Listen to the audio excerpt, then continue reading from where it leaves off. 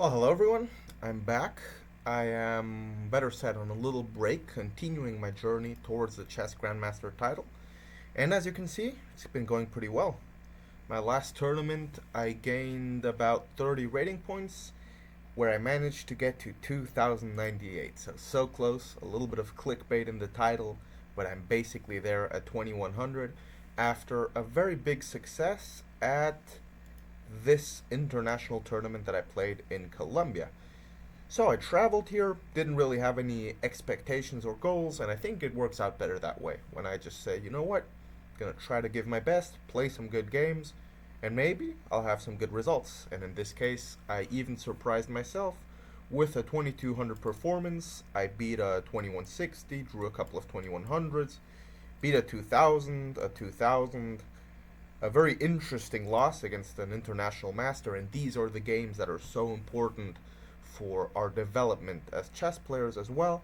So it's been going very well, and now I promise I'm going to continue bringing you along my journey.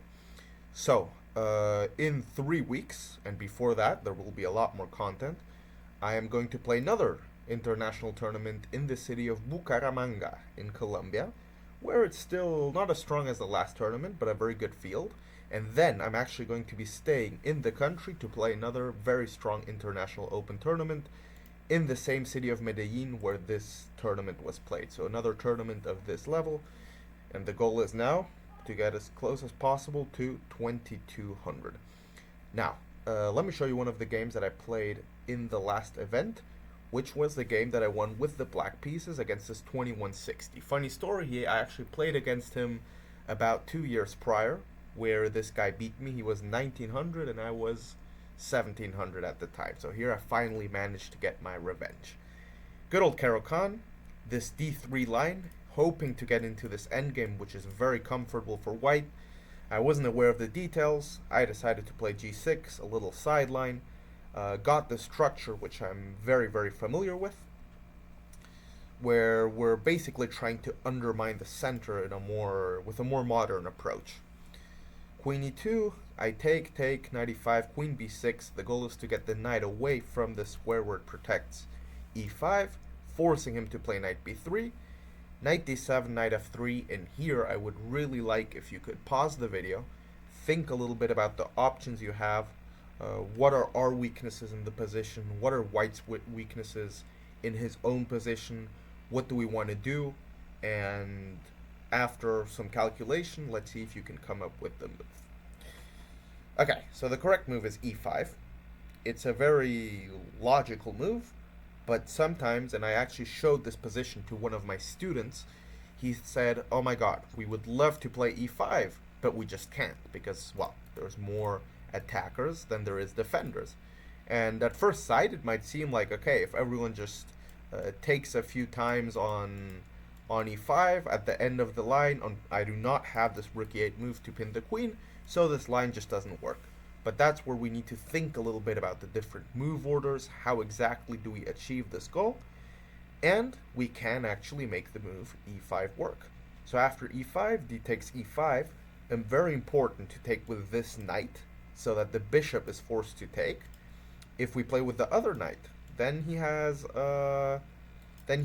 knight takes, I believe, if I'm not mistaken. Exactly, and then this just doesn't really lead anywhere. So we have to start with this knight takes, bishop takes, and now if we play knight e5, rook e8, white has this move f4, which means that because of this, we need to find the exact moment where after bishop e5 here, now we play rook e8, and we have solved all of our problems. The bishop is now on a very good open diagonal.